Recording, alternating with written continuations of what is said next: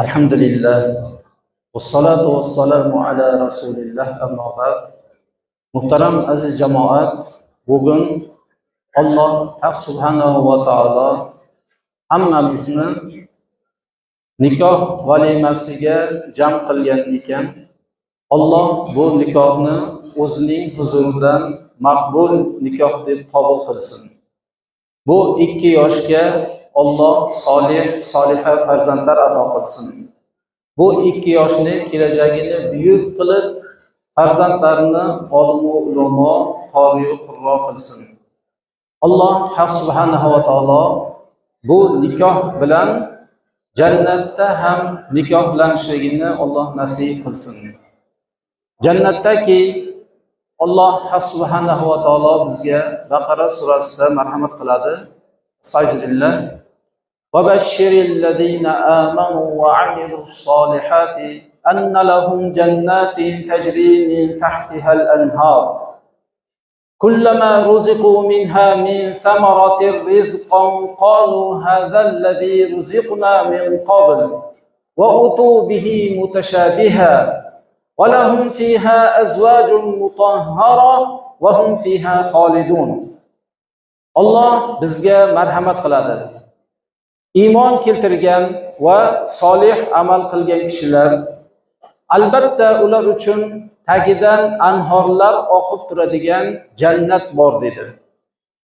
Birodarlar, mu'minlarga va solih amal qilgan kishilarga Alloh bu dunyodan keyin jannatni muhayyo qilib qo'yibdi. Kim bu dunyoda yashar ekan, ota bolani o'rtasini pul ajratadigan, aka-uka qavm qarindosini o'rtasini ajratadigan bo'lib ketdi. Ozgina yashayman deb ota boladan voz kechadigan bo'ldi. Ammo qiyomatda boqiy qoladigan dunyoda Alloh unga noz ne'matlarini sochib beradi. Biz dunyoda vaqtincha yashaydigan bo'lsak, shunga shunchalar katta vaqt ajratamiz va e'tiborimizni qaratamiz. Ammo Alloh jannatdagi kishilarga katta ne'matlarni muhayyo qilib qo'yibdi. Tagidan anhorlar oqib turgan Jannatul Firdaus, Jannatul Adn jannatlarini Alloh muhayyo qilib qo'ygan. Kullama ruziqu minha min thamaratir rizqan qalu hadha alladhi ruziqna min qabl. Jannat ne'matlariga qarang. Odam jannatda turgan paytida Alloh hammamizni nasib qilsin. Bir taom keltirilsa, shu taomdan tanovvul qilsa, yana xuddi shu taom keltirilsa, aytar ekanki, hadha alladhi ruziqna min qabl. Biz hozirgina bu taomdan rizqlandik der ekan. Jannatni boshqa turli tuman taomlarni xohlar ekan. Shunda farishtalar aytar ekanki, sizlar hozir rizqlangan taom rangi bir-biriga o'xshaydi-yu, mazasi boshqa der ekan. Misol eng yaxshi ko'rilgan taomlardan kabob deylik. Kabob keltirilsa, kabobni yeb jannatning boshqa ne'matlarini ham biz tanovvul qilaylik desa, yana kabob keltirilib, bu kabobning ta'mi boshqa der ekan. Haqiqatda yeb ko'rsalar, ta'mi boshqa. Alloh subhanahu va taolo jannatga noz ne'matlarni shunchalik quyib beradi. Imom Tirmiziyning o'zlarining sunanlarida keltiriladiki, Payg'ambarimiz sollallohu alayhi vasallam jannatda odamlar turgan paytida qush kelib dasturxonga qo'nadi dedilar. Bir qanot qoqqanda har bir patidan bir-biriga o'xshamagan taom to'kiladi.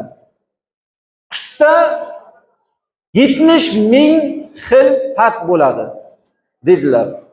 Har bir patidan 70 ming xil taom to'kiladi, bir-biriga o'xshamas bo'ladi. shunchalik ko'p ne'mat bo'lishiga qaramasdan Alloh bir xil taomda ham bir-biriga o'xshamagan ne'matlarni berar ekan. Jannat bu bizga nihoyatda keng berilgan ne'matlardan biri hisoblanadi. Odamlar bu dunyoda ne'matim uzilib qolmasin deb jonini jabborga beradi. Ammo qiyomatda bir ne'matni tanovul qilsa, ortidan yana xuddi shu ne'mat uzilmasdan turadi. Payg'ambarimiz sollallohu alayhi vasallam yana Sunan Tirmiziyda keltirgan rivoyatda aytadilarki, osmonda bir qush uchib ketayotgan bo'lsa, odam shu qushdan tanovul qilishni xohlab qolsa, oldiga darhol pishirilgan holatda tushadi dedilar. Qushni yeb bo'lib, o'rnidan turib ketayotgan paytida qush yana joyida uchib ketaveradi dedilar. Jannatning noz ne'matlari umuman kamaymaydi. Bu dunyodagi ne'matlarni qanchalik ishlasa, shunchalik kamayib ketayotgani kabi, jannatdagi noz ne'matlarni qanchalik ishlatsa, shunchalik ko'payib boraveradi. Payg'ambarimiz sollallohu alayhi vasallam aytdilarki, jannatdagi olmalardan misol bittasini olsa, o'rniga yana olma o'sib turadi dedilar. Jannatdagi ne'matlar na qishda, na yozda kamayib, ko'payib qolmaydi. Bir xil holatda turadi.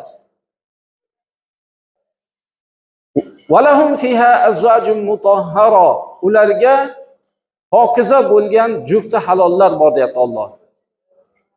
Odamlar bu dunyoda oila bo'lib yashasalar, qiyomatda Alloh ularni agar erini jannatga kirgizsa, xotini past tabaqada bo'lib qolsa, Allohning marhamati bilan erining qatoriga ko'tariladi. Erini past tabaqaga tushirib qo'ymaydi. Ular oila bo'lib jannatda ham birga yashaydilar. Jannatda hurlardan ko'ra o'zlarining oilasi banihoyat go'zal bo'ladi. Mana bu ikki yoshni ham Allohdan so'raylikki, qiyomatda Alloh bu dunyoda hozir o'qilgan nikohi bilan qiyomatda ham Jannatul Firdavsda birga qilsin. Valahum fiha azwajun mutahhara. Alloh taolo pok ayollar bor deyapti. Poklik bilan ayollarni sifatlab kelyapti. Ayollar hozir ba'zi bir odamlarda jannatda ham birga ayoli bilan birga bo'lishi mumkinmi degan fikrga boradigan bo'lish mumkin. Albatta birga bo'ladi degan. Payg'ambarimiz sollallohu alayhi vasallam ayoli bilan birga bo'ladi dedilar. Ikkalasi ham o'rnidan turgan paytida ayoli birga bo'lishdan oldin qiz bo'lib turadi. Birga bo'lgandan keyin, o'rnidan turgandan keyin yana qiz bo'lib o'rnidan turadi dedilar. Yuvinmaydi. Pok bo'lib turadi o'rnidan. Alloh taolo pokiza ayollar bor deyishligi doim pok bo'lib turadi. Yuvinishlik, toza bo'lishlik bu dunyodagi Alloh bizga buyurgan poklik. Ammo jannatda hech qanday yuvinmaydi, namoz ham o'qimaydi, Qur'on ham tilovat qilmaydi, hech qanday ibodat qilmaydi. Faqat noz ne'matlarga burkanib yuradi. Ayollari ham, erkaklari ham bir-biri bilan birga bo'lsa, yuvinmaydi ular, g'usl qilmaydi. O'rnidan turishligi bilan yana pok holatga aylanadi. Birodarlar, biz bu dunyoda yashab o'tyapmiz. Baholi qudrat Allohga ibodat qilyapmiz. Alloh hammamizni Jannatul Firdavsul a'loda jamlasin. Jannat bizga bebaho joy.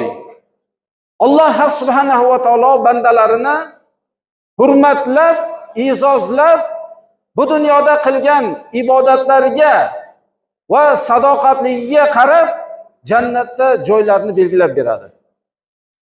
Birodarlar, bugungi 2 yoshni Alloh subhanahu va taolo Jannatul Firdavsil a'loda shu dunyodagi o'qilgan nikohi bilan o'sha yerda ham jamlasin. 2 dunyo baxt saodatini nasib qilsin. Bu dunyoda odam bir marta nikohlangani bilan abadul abad yashab qolsin. Va axiru da'wana alhamdulillahi robbil alamin va sallallohu ala xayri xalqihi Muhammad va ala alihi va ashabihi ajma'in.